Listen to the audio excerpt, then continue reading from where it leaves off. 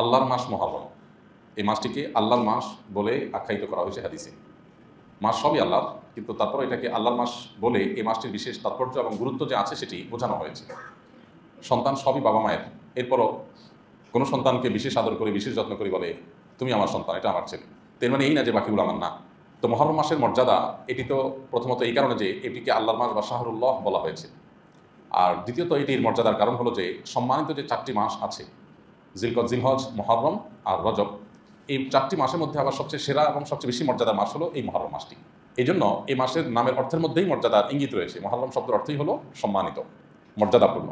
সম্মানিত মাস হওয়ার কারণে সম্মানিত অন্যান্য মাসগুলোতে যেরকম সমস্ত পাপাচার থেকে, গুনাহগুলো থেকে বেঁচে থাকার জন্য বিশেষভাবে আমাদেরকে গুরুত্ব আরোপ করার নির্দেশ করা হয়েছে, এই মাসটিতেও সেই বিষয়টা বিশেষভাবে গুরুত্বপূর্ণ।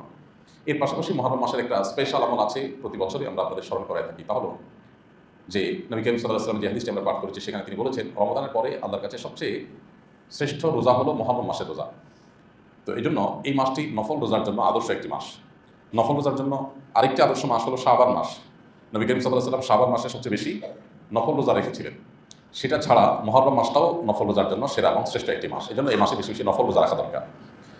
এ মাসের আশুরা কেন্দ্রিক যে 2টা রোজা আছে, 9 এবং 10 মুহররম, অথবা 10 এবং 11 মুহররম, সেই রোজার পাশাপাশি চাঁদের 13, 14, 15 অন্যান্য মাসের মতো এই মাসে বিশেষ গুরুত্বের সাথে রোজা রাখা এবং এই মাসে সাধ্য অনুযায়ী কিছু নফল রোজা রাখার চেষ্টা করা আমাদের দরকার। এটা হলো মুহররম মাস কেন্দ্রিক আমাদের আমল। এই নফল রোজাগুলো এখন গরমের সময় রাখাটা আমাদের জন্য অনেক ক্ষেত্রে কষ্টকর, কিন্তু আমাদের মনে রাখতে হবে ইন্না আইজামাল জাযাই মা আইজামিল বালা। কষ্ট যত বেশি আমরা সহ্য করব, কোনো কাজ করতে গিয়ে যত বেশি কষ্ট সহ্য করতে হবে, আল্লাহ তাআলার কাছে তার মর্যাদাও তত বেশি পাওয়া যাবে। সো এই কষ্ট উপেক্ষা করি আমাদেরকে 2-4টি রোজা হলেও রাখার চেষ্টা করতে হবে। পুরো মাস চলে যাবে মুহররমের, আর মুহররম কেন্দ্রিক বা মুহররম উপলক্ষে একটা রোজাও রাখা হবে না, সেটা আসলে কোনো অবস্থাতে একজন ঈমানদারের সাথে যায় না।